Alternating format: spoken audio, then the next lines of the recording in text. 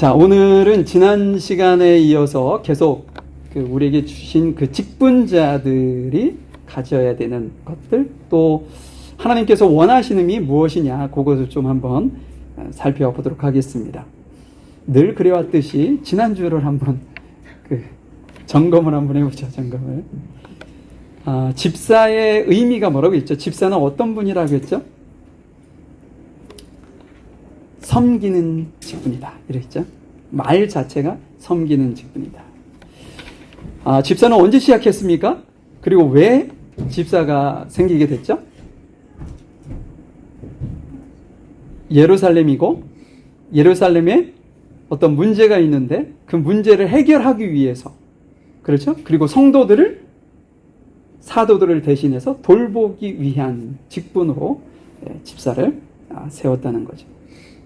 결국은 어떤 교회가 문제가 된다 그러면 목회자들도 마찬가지지만 집사님들이 더 적극적으로 이렇게 개입을 해서 그 모든 일들이 다 문제가 되지 않도록, 문제가 되지 않도록 하기 위해서 힘쓰는 것이 우리 집사님들, 권사님들, 장로님들이 해야 하는 일이다 라고 이제 저희에게 말씀해 주신 거죠. 지난 시간에 그러면 어떤 분들을 집사로, 일꾼들로 세우느냐, 8가지를 여러분들에게 말씀을 드렸는데, 우리 앞에 있는 분부터 이렇게 얘기를 하게 할까요? 적극적으로 부인하고 계시는데, 자, 8가지 한번 생각해 볼까요? 괜찮습니다. 뭐 기억 못 하셔도 제가 또 기억하도록 또 반복하고 또 반복할 거니까 걱정하지 마세요. 자, 첫 번째는 성령과 지혜가 충만한 사람을 세우라고 그랬어요. 두 번째는 그러면서도 인정받는, 주변 사람들에게 인정받는 사람을 세워라. 세 번째는요, 반드시 믿음의 사람을 세워라. 불신자를 세울 수 없잖아요. 그죠? 그러니까 믿음의 사람을 세워라. 이것이 이제 사도행전에서 우리에게 알려주신 것이고, 디모데전서에서는 뭐라고 하고 있나요? 존경받는 사람을 세워라. 그죠? 또 일구이연하지 않는 사람을 세워라. 여섯 번째는 술에 취하고 흥청망청하는 사람을 세우지 마라. 일곱 번째는요?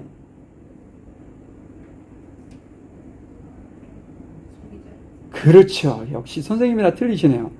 예. 남을 속여 자신의 유익을 취하지 말라는, 않는 사람을 하라는 거죠. 정직한 사람이죠, 결국. 마지막으로 깨끗한 양심을 가진 사람을 세워라. 지난주에도 말씀드렸습니다. 이런 사람이 있을까요? 완벽하게 8가지를 충족시키는 사람은 정말 찾기 어려울 겁니다. 있긴 하겠지만 찾기 어려울 겁니다. 그러면 교회 내에 직분자를 세우지 말라는 거냐? 이렇게 우리가 항의할 수 있겠죠. 그게 아니에요. 실은 여러분, 직분자에 대한 자격 요건을 이렇게 성경에서 얘기하고 있지만 이건 못지않게 직분자들에게 요구하는 것이 있습니다. 그게 뭐냐? 하나님을 의지하라는 거예요. 주님의 도우심으로, 주님의 은혜로 그 직분을 감당하도록 하라는 거예요. 내가 정말 8가지를 완벽하게 갖추고 있기 때문에 내가 드러나지 않게 하라는 거죠. 결국은 8가지 중에 한 가지가 조금 남들보다 더 은사가 있는 것 같아. 그럼 그걸 보고 하나님께서 세우시는 거예요. 나머지 부족한 거는요, 하나님께서 은혜로 채워주시는 거죠. 그래서 여러분, 나는 8가지가 다 없으니까 세우지 마세요, 이렇게 생각하지 마시고, 저는 8가지 중에 이것이 내 삶에 의미 있게 다가오는 것 같아요. 하나님, 그거 보시고 나머지 부족하지만 저를 좀 세워주세요. 이런 자세를 가지고 있어야 하나님께서 여러분들의 삶을 통해 귀한, 선한 어떤 교회 공동체가 바르게, 건강하게 성숙되어져 갈 수 있도록 하는 일에 여러분들이 사용되어질 수 있다는 거죠. 자, 오늘 말씀은요, 직분의 바른 이해 두 번째. 직분자들은 반드시 이렇게 정립하고 있어야 되는 것. 그것이 뭐냐? 성경적인 교회관입니다. 성경적인 교회관. 성경에서는 교회를 무엇이라고 하고 있는지를 여러분들이 분명하게 알고 있어야 된다는 거예요. 요즘만큼 사회로부터 교회들이 지탄을 받는 시대도 별로 없었던 것 같아요. 제가 어렸을 때는 교회가 동네 중앙에 딱 있으면 동네 사이에 교회가 있잖아요. 그럼 거기에 계시는 목사님이 오랜만에 교회를 떠나서 이렇게 동네로 딱 들어오시면 모르시는 분이 없을 정도로 다 인사하고 그 직임에 어떤 존중을 표하는 그런 시대가 있었습니다. 그 당시에는 목회자들도 그런 삶을 또 살아왔죠. 강직하고 죄와 타협하지 않고 불의에 타협하지 않고 불의에 이야기할 수 있는 그런 분들이었죠. 그래서 주변 사회에 계신 믿지 않는 분들에게도 존경을 받는 그런 분들이었다는 거죠. 그런데 지금은 어떤가요? 지탄을 받고 있어요. 왜 받느냐? 사회에서 교회가 자신들을 닮아가지 않는다고 그러겠어요? 왜 우리는 이렇게 사는데 왜 너네는 그렇게 살지 않아? 이렇게 해서 손가락질을 당하는 것이 아니라는 거예요. 반대입니다. 반대. 사회 사람들도 교회는 반드시 본인들과 달리 구별된 삶을 살 거라는 전제를 깔고 있기 때문이에요. 그런데 교회를 열심히 봤더니 나하고 별반 다르지 않네? 이렇게 생각을 하는 거죠. 그렇기 때문에 손가락질을 하고 우리에게 비판을 하는 겁니다. 너네들은 우리와 달라야 하잖아 라는 거죠.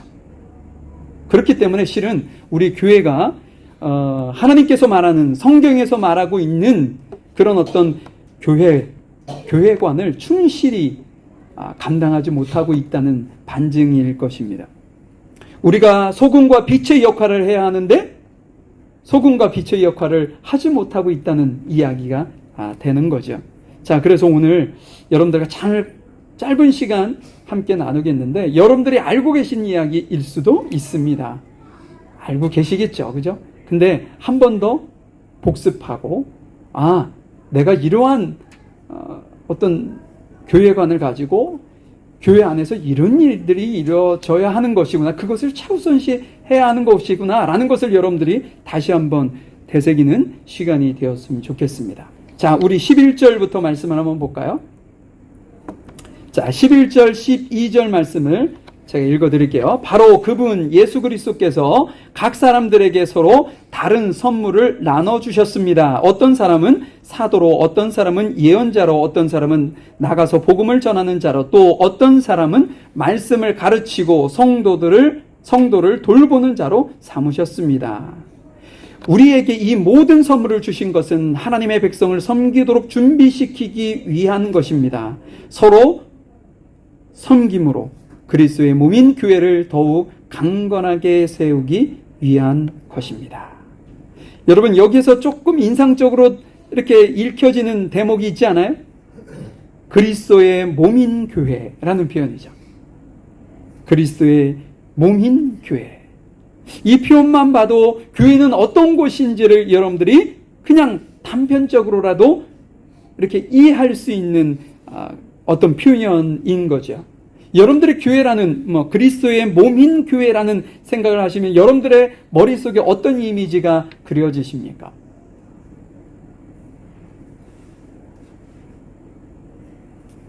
너무 상상을 지나치게 하지는 않으셨으면 좋겠어요. 그냥 단순하게.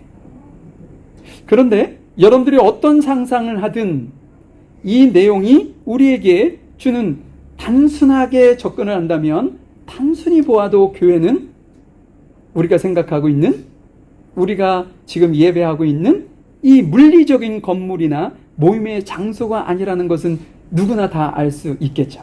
그죠? 그래서 성경에서 이야기하는 교회는 뭐냐? 라고 했을 때 여러분들 꼭 기억하셔야 되는 것이 그리스도의 몸인 교회라는 표현입니다. 다른 표현도 여러 가지가 있지만 여러분들이 대표적으로 이것을 기억하고 계시면 좋을 것 같아요. 제가 성경 한 구절을 더 좀 여러분들에게 소개시켜 주려고 그래요. 1장으로 가서 22절 23절에 보면 이런 표현이 있습니다. 하나님께서는 만물을 그의 발 아래 두시고 그리스도를 교회의 머리로 삼으셨습니다. 교회는 그리스도의 몸이며 모든 것을 넘치도록 채우시는 분이 계신 곳입니다. 여기 보니까 뭐라요? 예수님이 교회의 머리가 되시고 예수님의 몸을 무엇으로 표현합니까?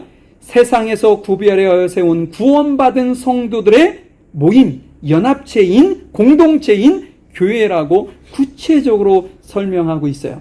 만약에 우리가 교회를 단편적으로 건물이나 모이는 장소로 생각한다면 이 말씀을 설명할 수가 없는 거죠.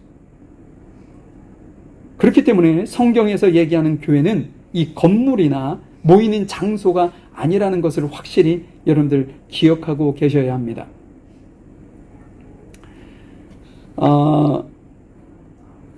성경적 교회관을 왜 여러분들에게 두 번째 주제로 삼아서 말씀을 드리려고 하냐면 성경적 교회관이 너무나도 중요하기 때문이라는 거죠. 왜 중요하냐?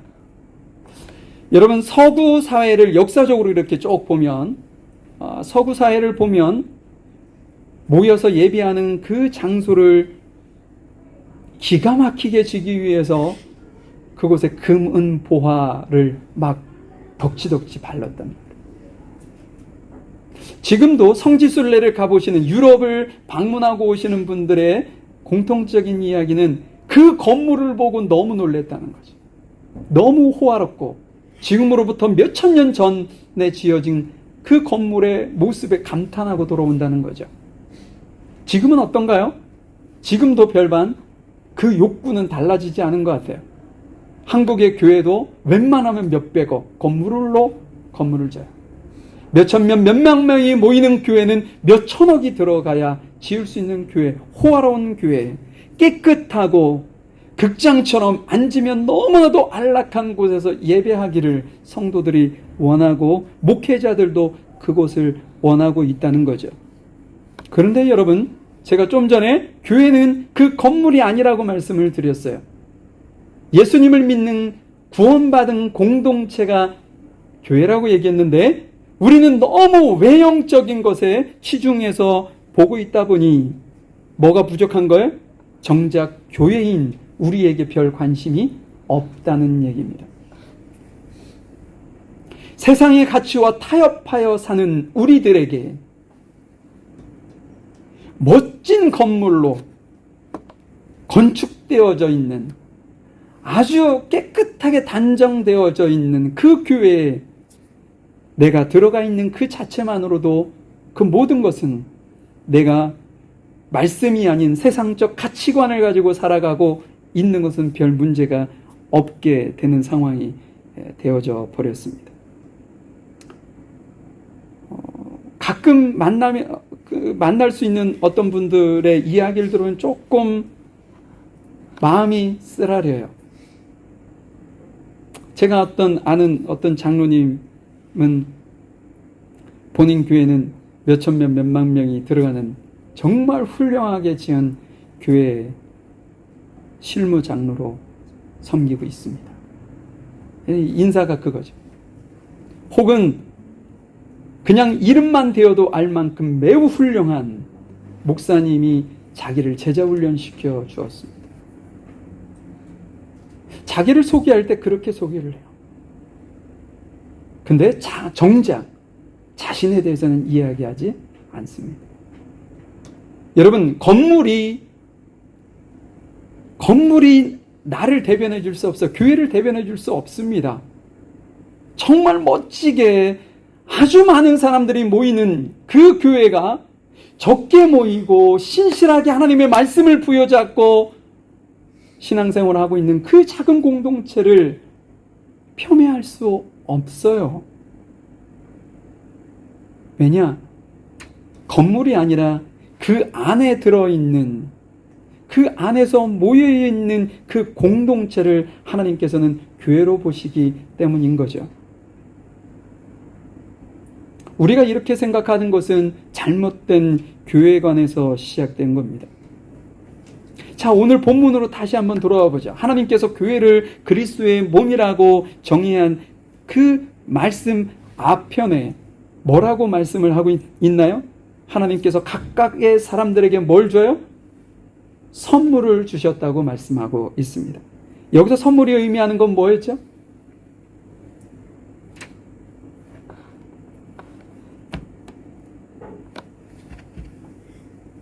집사님, 뭐였죠? 저하고 이야기 안 하려고 작정하신 거죠? 그 앞에 보면 사도요, 선지자요, 예언자요, 뭐 이렇게 목사와 교사 이런 표현을 쓰잖아요. 그것을 하나님께서는 선물이라고 말씀하셨어요. 내가 너희에게 선물을 줄 것인데 라고 하면서 그 직분을 이야기를 하는 겁니다.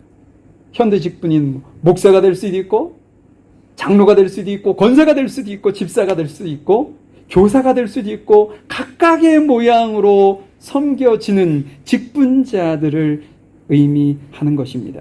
근데 이처럼 다양한 직분을 주신 목적을 말씀하셨어요. 이게 중요한 거죠. 왜 직분을 주셨을까? 아까 우리가 읽었던 그리스도의 몸이며 라는 그 어떤 표현, 그 뒷부분에 보면 뭐라고 되어 있나요? 기억이 안 나네요. 그리스도의 몸인 교회를 더욱 강하게 세우기 위한 것이래요. 우리에게 주신 직분이 어떻게 한다고요? 교회를 든든히 세우기 위해서 주셨다는 겁니다. 그러면 아까 예루살렘 교회하고 연결이 되어지지 않아요? 예루살렘 교회의 집사가 왜 생겼다고 그랬죠?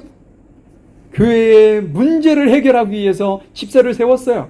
그리고 그 문제를 해결함과 동시에 그러한 문제가 발생하지 않게 하기 위해서 집사들에게 성도를 섬길 수 있도록 섬김의 자리로 주어졌다는 겁니다. 여러분, 너무나도 귀한 말씀이 아닐 수 없어요. 여러분들이 받은 그 직분, 별거 아닌 것 같지만 그것이 교회를 든든히 세워가는 놀라운 도구가 된다는 겁니다. 제가 굳이 여러분들에게 임명장을 드리지 않아도 되는데 돈을 들여서 임명장을 제가 사온 이유가 있습니다. 그게 뭐냐? 제가 평강교회에서 긴 시간 동안 사역을 해왔는데 임명장을 한 번도 주시지 않더라고요. 아니, 너무 큰 교회니까 그 임명장을 다 써가지고 일일이 주기가 어려울 수도 있죠. 그래서 제가 다른 교회에 한번 여쭤봤어요. 임명장 주십니까? 그랬더니 주시는 교회도 있고 안 주시는 교회도 있고 그냥 연초에 주보의 이름으로 명단으로 대신하는 교회들이 거의 대다수더라고요. 근데 제가 일부러 드렸어요. 일부러. 제가 지난주에도 말씀을 드렸지만 주님께서 내게 주신 이 직분이라는 이 자체가 내가 받고 싶고 받기 싫고 이런 차원이 아니라 하나님께서 우리에게 선물로 주신 직분이라는 거예요. 목사의 눈에 아니면 옆에 있는 다른 집사님이나 권사님이나 장로님 눈에 저분은 집사 줘야 돼. 저분은 교사로 세워야 돼. 라는 마음을 주신 그 마음이 생기도록 만든 것은 일방적으로 내가 저분은 좋아하고 저분은 싫고 이런 차원이 아니에요. 하나님께서 그 적절한 타이밍에 그분을 세우고자 하는 마음이 있으신 거죠. 그것을 누구를 통해? 목사라는 직분을 통해 아니면 장로나 권사님의 눈을 통해 그것을 이루어 가시는 은혜가 거기에 있는 거죠. 선물입니다. 근데 그 선물의 목적은 뭐라고요? 교회를 든든히 세워가는 일이다. 여러분, 절대로 여러분이 교회의 걸림돌이 되어서는 안 됩니다. 직분자들이. 제가 안타까운 소식을 가끔씩 들어요. 그게 뭐냐면 장로 투표를 했는데 자기가 안 됐어.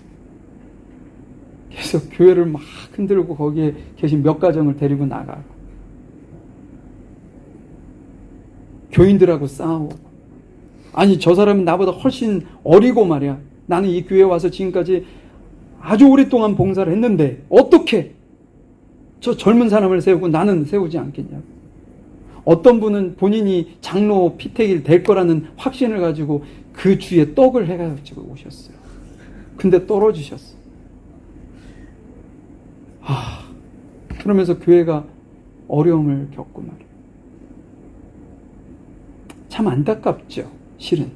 이게 직분이라는 것이 장로가 됐든 권사가 됐든 집사가 됐든 이게 직분의 어떤 계급이 아닌데 내가 몇 년 정도 신앙생활을 했으니까 이 정도는 돼야지 라는 생각을 기본적으로 가지고 있다. 다른 곳에 나가면 그곳에 계신 분들도 그렇게 봐요. 아니 아직도 권사 안 됐어? 이렇게.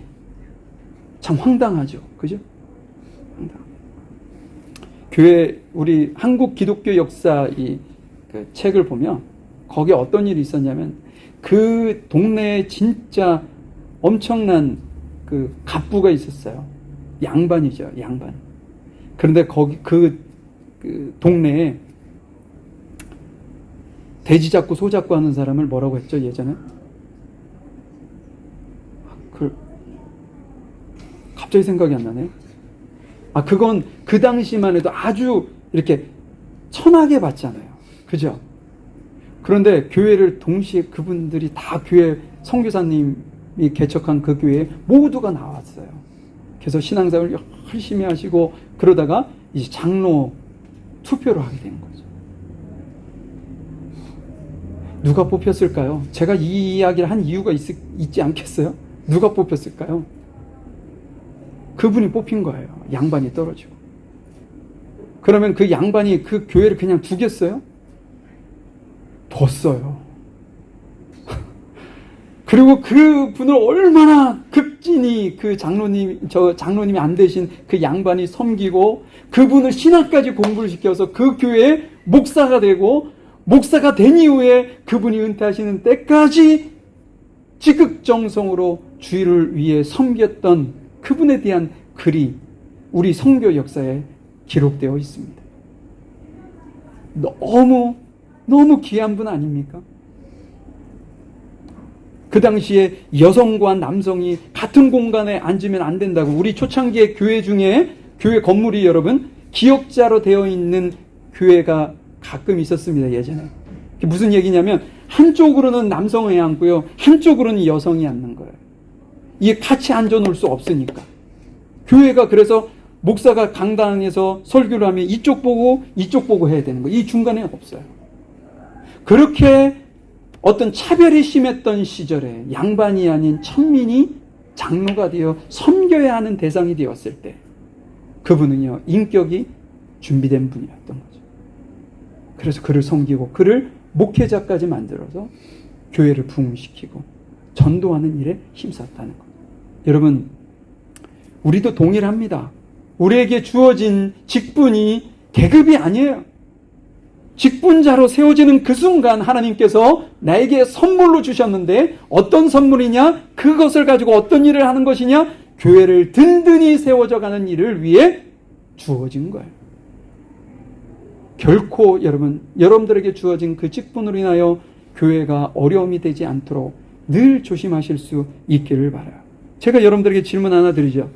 여러분 예수님의 모인 교회를 든든히 세우기 위해 여러분은 어떤 노력을 하고 계십니까?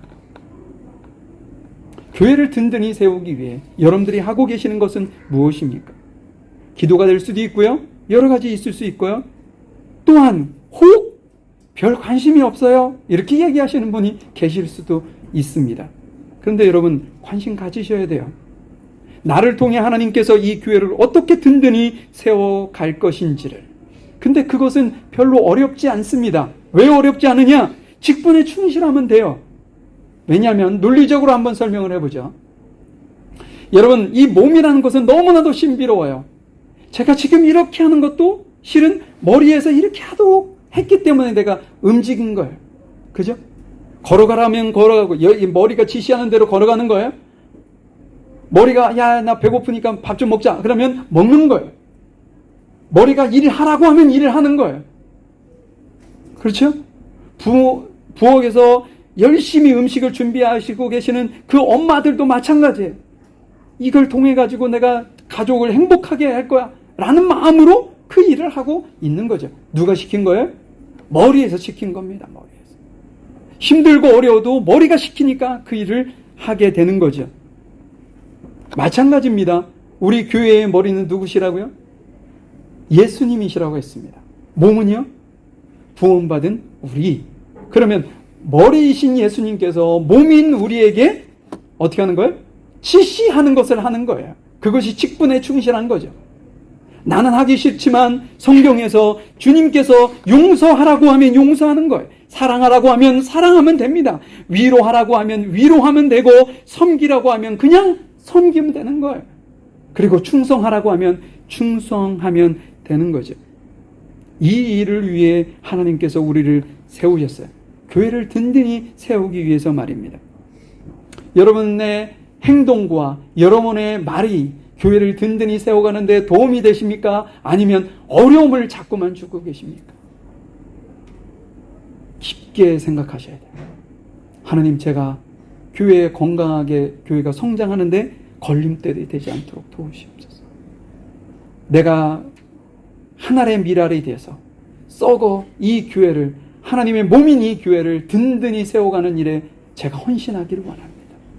이런 결단의 마음이 있어야 한다는 거죠. 자, 그러면 우리 짧게, 그럼 교회에서 교회의 역할과 기능, 세상을 향한 어떤 감당해야 하는 교회의 사명은 무엇인지 이 직분자들은 분명히 알고 계셔야 되는 거예요.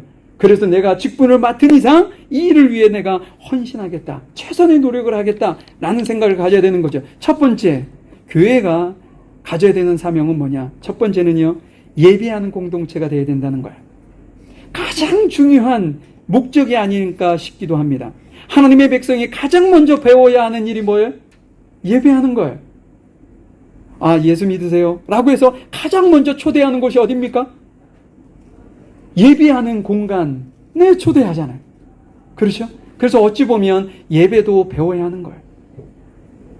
실은 죄송한 얘기이지만 우리 준원이 엄마 상처받지 마시고, 준원이하고 사랑이하고 이렇게 처음 온 날이 있었죠. 저 그때 엄청 당황했거든요. 왜냐하면 우리 교회 이렇게 넓으면, 예전에 우리 누구죠? 하임이 죄송합니다. 이 방송이 안 나가니 다행이네요. 자, 하임이 얼마나 재밌게 뛰어놀고 그랬어요. 이 넓은 공간에 오니 얼마나 그러겠어요? 근데 서준이, 준원이, 사랑이 이렇게 왔었을 때 막,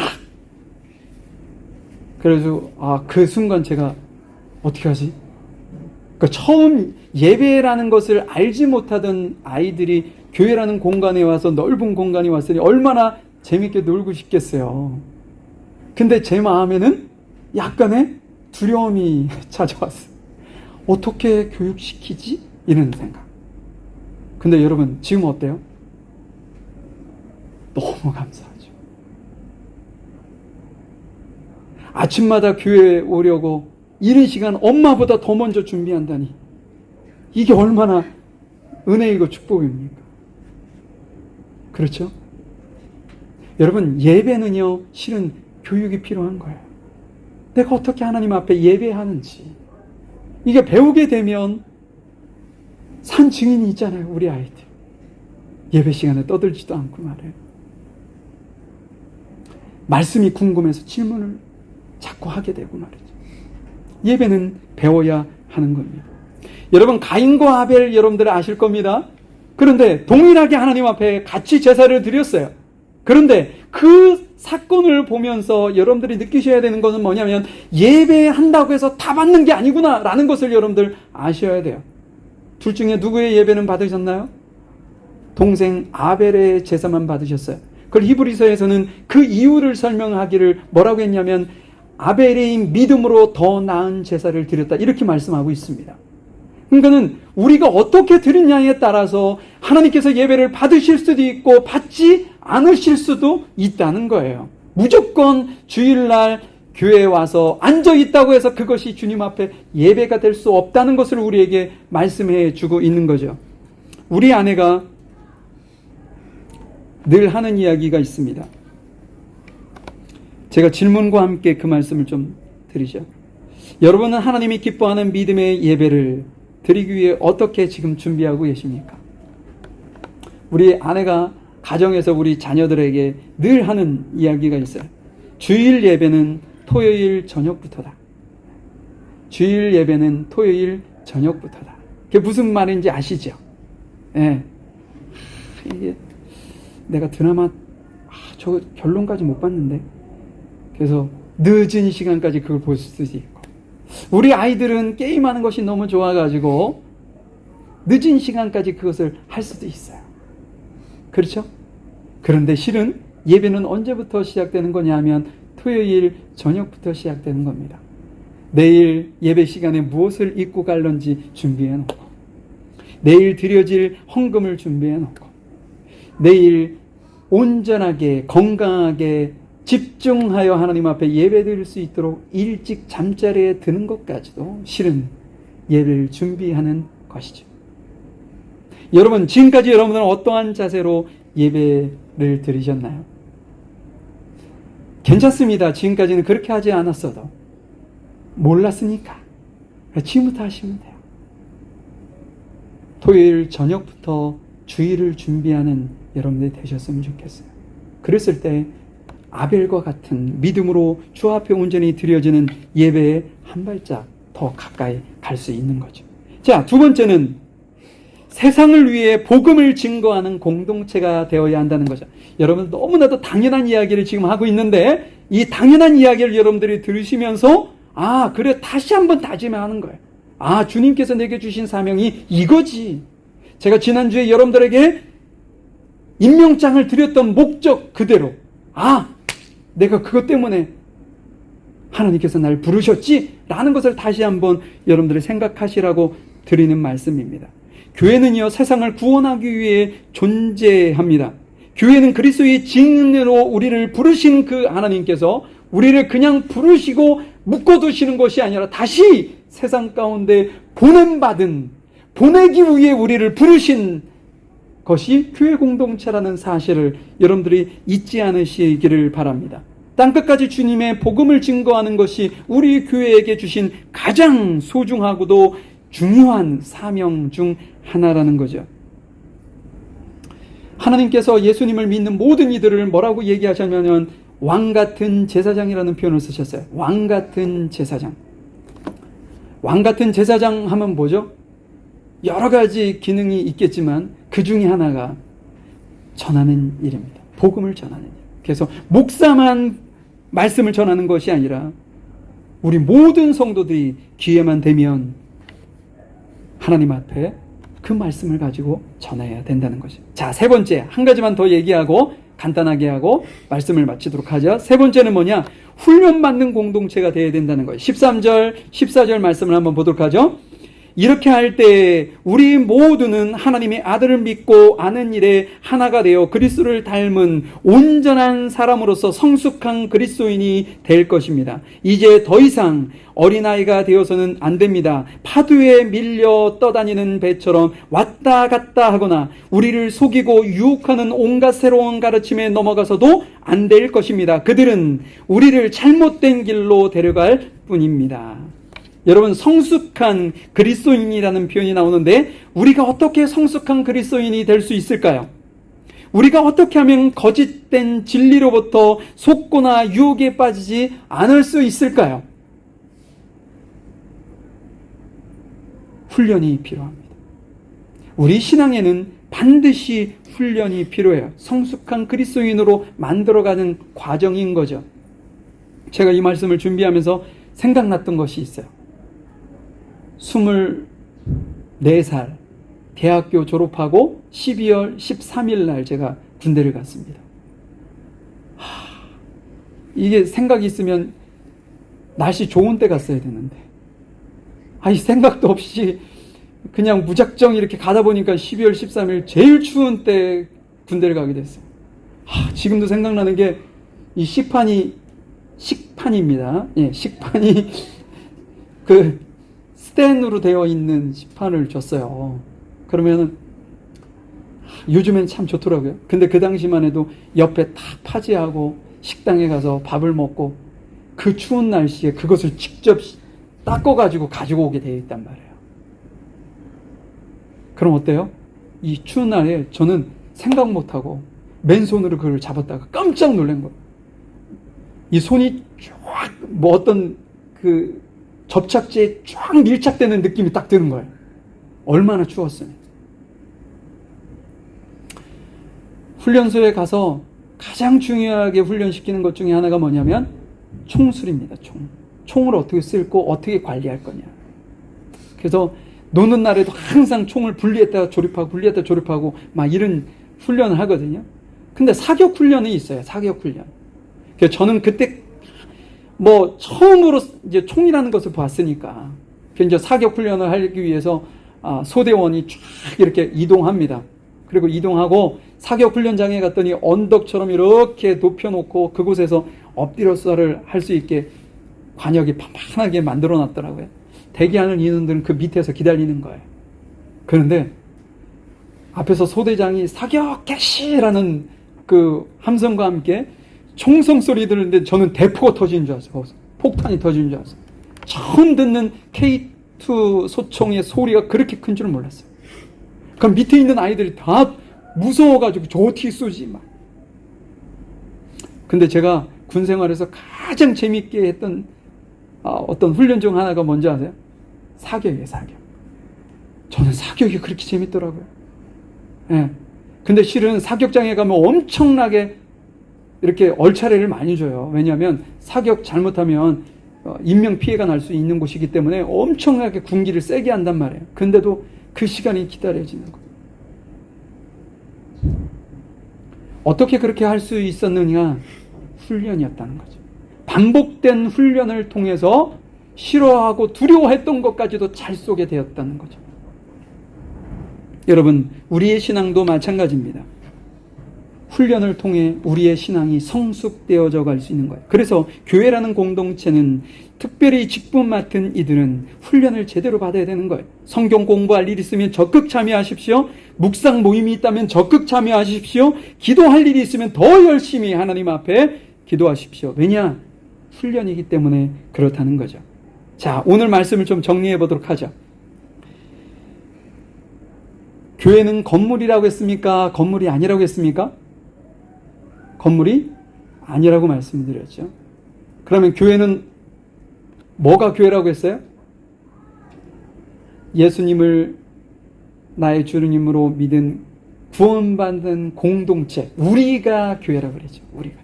그래서 우리가 그리스도의 몸이 되어지고 예수님께서 교회의 머리가 되신다. 이렇게 말씀을 드렸습니다. 교회가 감당해야 할 세 가지 이야기를 했습니다. 첫 번째, 예배 공동체가 된다. 두 번째는 복음 전하는, 전도하는 공동체가 되어야 된다. 세 번째는요, 훈련하는 공동체가 되어야 된다. 더 많이 있겠죠. 그런데 여러분들이 꼭 기억하십시오. 예배, 그 다음에 뭐예요? 전도, 세 번째 훈련받는 공동체 라는 사실을 여러분들이 꼭 기억하시고 주님 앞에 맡긴 사명 잘 감당할 수 있도록 주님, 제가 그 일을 하겠습니다. 네, 라고 이렇게 다짐하실 수 있기를 바랍니다.